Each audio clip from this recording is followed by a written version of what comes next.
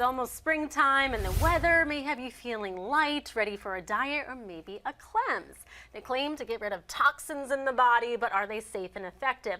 Well, we are fact-checking this for you. I'm here with Dr. Nita Bajor from Oakview Medical Associates in Greenville. So thank you so much for joining us today. Thank you for having me. I know this time of year it's popular to do a juice cleanse. I know they have liver cleanse. There's so many out there nowadays. Yeah. I'm sure on TikTok there's another one you can find. So do you recommend cleanses? Well, I think, you've got to be careful because it sounds like detox. It's like a fix-all for all your medical problems, which it's really not. So if you look back at what a detox is, it came about from alcohol and drug addiction, where detoxification of the liver is a term used to kind of create a healthy milieu. So the liver is like this powerhouse where all the nutrients go in, the good stuff gets metabolized and used for functions, and the bad stuff comes out in the urine.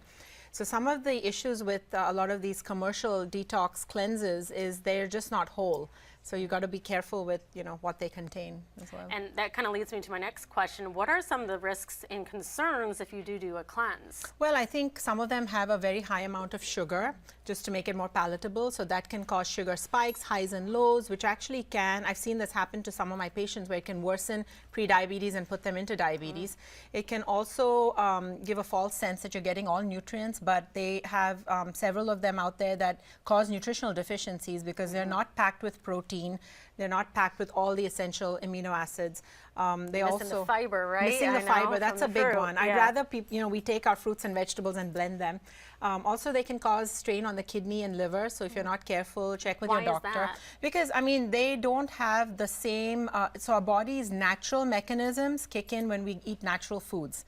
But if you have a packaged cleanse or powdered cleanse that you mix in with water, it's just gone through several processing procedures to make it shelf life. Okay. So it's not the same. And so if you're taking other medications, actually there's a study that the supplements have known to be causing 20% of the liver damage cases from medications. So it's really unregulated, and it's important to check with your physician, take all your supplements when you go in for your medical appointment and seek their advice, because we see the kidney function, we see the liver enzymes on blood work regularly. So. Yeah, I know on a supplement bottle you can check to see it's been verified. Like there's certain marks that it's been independently tested, because there is no independent test for these supplements. There is no uniform regulation. What are some of the potential benefits of doing a cleanse? I think one of the benefits I could see is when I have someone that's not a healthy eater, to just jumpstart their healthy journey. It would be good to start off with that, so they get used to eating some fruits and vegetables.